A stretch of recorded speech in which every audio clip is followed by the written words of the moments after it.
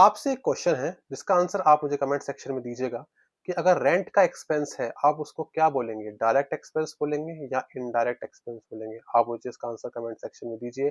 और यही है आज की वीडियो का टॉपिक कि एक्सपेंस को बाइफरकेट कैसे किया जाता है कि ये डायरेक्ट नेचर का एक्सपेंस है या इनडायरेक्ट नेचर का एक्सपेंस है।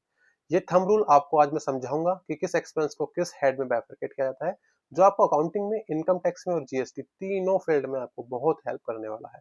तो चलिए स्टार्ट करते हैं अपनी वीडियो को स्टार्ट करने से पहले आपको बता देता हूँ कि अगर आप ऐसी लेटेस्ट वीडियो और कंसेप्टफुल वीडियो को देखना चाहते हैं तो चैनल को सब्सक्राइब कर लीजिए। तो चलिए स्टार्ट करते हैं अपनी वीडियो को और समझते हैं इस कंसेप्ट के बारे में। तो सबसे पहले समझ लेते हैं बेसिक कंसेप्ट्स क्या होता है एक्सपेंसेस का। तो एक्सपेंसेस दोस्तों तीन टाइप के एक्सपेंसेस होते हैं। एक पहला एक्सपेंस होता है जो मैंने यहाँ पे आपको लिखा है, दिख रहा है, डायरेक्ट एक्सपेंसेस।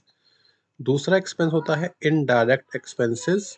और तीसरी कैटेगरी जो होती है वो होती है capital nature of expenses. Like ये तीन टाइप के एक्सपेंसेस आपको देखने के लिए मिलेंगे अपनी अकाउंटिंग में, अपनी जीएसटी में, अपनी इनकम टैक्स में, जहाँ पर आपको ये हमेशा मदद करेंगे। थंब रूल बताऊंगा, वीडियो के एंड तक बने रहिएगा कि क्या थंब रूल है। आपको आज क्लैरिटी मिल जाएगी एक्सपेंसेस को किस तरीके से बुकिंग करना है, जीएसटी में और इनकम टैक्स में कैसे इम्पैक्ट लेना है।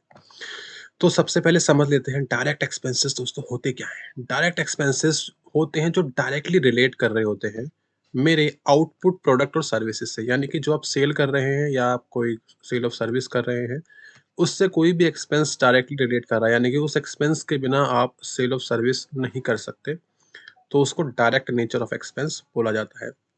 मान लीजिए आप एक मैन्युफैक्चरिंग एंटिटी चला रहे हैं, तो डायरेक्ट नेचर एक्सपेंस में क्या आएगा? परचेज के बिना तो आप कर ही नहीं सकते सेल। मैन्युफैक्चरिंग कॉस्ट जो आपने सेटअप किया हुआ है, मैन्युफैक्चरिंग कर रहे हैं, रॉ मटेरियल, आप छोटे छोटे और कंज्यूमेबल्स परचेज कर रहे हैं, तो मैन्युफैक्चरिंग कॉस्ट है। जॉब वर्क करा रहे हैं, वो मैन्युफैक्चरिंग कॉस्ट में आपका आता है, वो भी डायरेक्ट नेचर ऑफ एक्सपेंस है। फ्रेट इनवर्ड एक्सेट्रा, यानी कि आपने परचेज करते हुए कोई फ्रेट किया है, फ्रेट पे किया है, तो purchase in freight inward category में जाएगा। अब ये जो एग्जांपल दी है मैंने, ये मैन्युफैक्चरिंग कॉस्ट, मैन्युफैक्चरिंग एंटिटी के लिए दी है। अगर बिजनेस को डिफरेंट करेंगे, बिजनेस का नेचर डिफरेंट करेंगे, तो वो डायरेक्ट और इनडायरेक्ट टैक्स का नेचर भी डिफरेंट हो जाता है। इनडायरेक्ट को समझ लेते हैं। इनडायरेक्ट एक्सपेंसेस बेसिकली होते क्या हैं, जो बिजनेस डायरेक्टली सेल से तो रिलेट नहीं करते, लेकिन बिजनेस को रन करने के लिए बहुत ज्यादा जरूरी होते हैं। जैसे rent, salary, electricity, internet, insurance expense और ट्रैवल एक्सपेंस, जो मैंने आपको यहाँ पे मोटा-मोटा बताया है। इसके अलावा और भी बहुत सारे इनडायरेक्ट एक्सपेंस हो सकते हैं। ये मैंने मैन्युफैक्चरिंग एंटिटी का, एक ट्रेडिंग एंटिटी का मद्देनज़र रखते हुए ये मैंने कुछ एग्ज़ाम्पल यहाँ पर डाले हैं। लेकिन जो एक्सपेंसेस आपके बिज़नेस सेल को रिलेट नहीं कर रहे डायरेक्टली, बट बिज़नेस को रन करने के लिए बहुत ज़रूरी है, उनको बोलते हैं इनडायरेक्ट एक्सपेंसेस। अब थर्ड कैटेगरी क्या होती है? कैपिटल नेचर के एक्सपेंसेस के बारे में।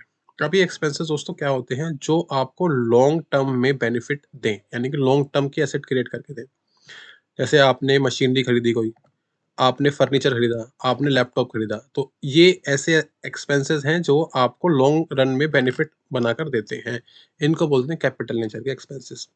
डायरेक्ट एक्सपेंसेस ट्रेडिंग अकाउंट में जाते हैं, इनडायरेक्ट एक्सपेंसेस आपके पीएनएल में जाते हैं, और कैपिटल एक्सपेंसेस आपके बैलेंस शीट में एसेट साइड जाते हैं। ये पॉइंट मैं आपको बताना चाह रहा था, जिसके लिए मैंने आपको रुकने के लिए भी बोला था। ये थंब रूल है, इसको संभाल के रखिएगा, लिख लीजिएगा, नोट कर लीजिए, आपको बहुत बेनिफिट करेगा ये पॉइंट। अब कुछ ऐसी गलतियां जो कॉमनली लोग कर देते हैं, जो आपको नहीं करनी है। आप फॉर एग्जांपल, मैंने कुछ आप एग्जांपल लिखे हैं जनरल लाइफ से, जो आपको इजीली समझ में आ जाएंगे। जैसे लैपटॉप का एक्सपेंसेस है, अभी मैंने बताया लैपटॉप का एक्सपेंसेस, लैपटॉप आपकी एसेट है। अगर आप मैन्युफैक्चरिंग एंटिटी चला रहे हैं, मान लीजिए लैपटॉप का बिजनेस आप करते हैं और लैपटॉप आपने खरीदा है, तो वो आपकी परचेज हो गई।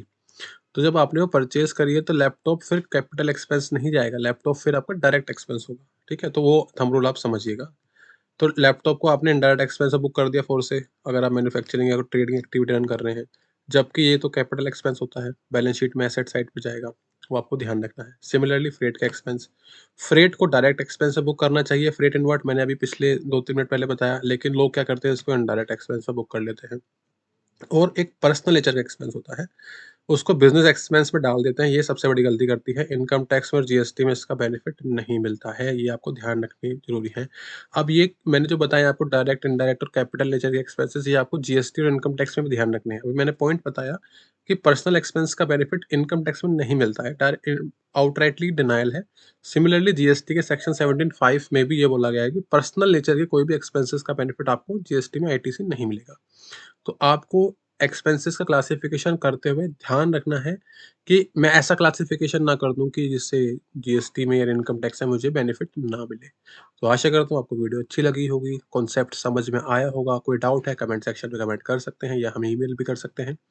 मिलते हैं अपनी अगली वीडियो में। कोई आपका डाउट है तो आप मुझे बता सकते हैं, मैं उसको अगली वीडियो में आपके सामने लेकर प्रस्तुत हो जाऊंगा। तो चलिए, तब तक के लिए मिलते हैं अगली वीडियो में शनिवार को। तब तक के लिए नमस्कार।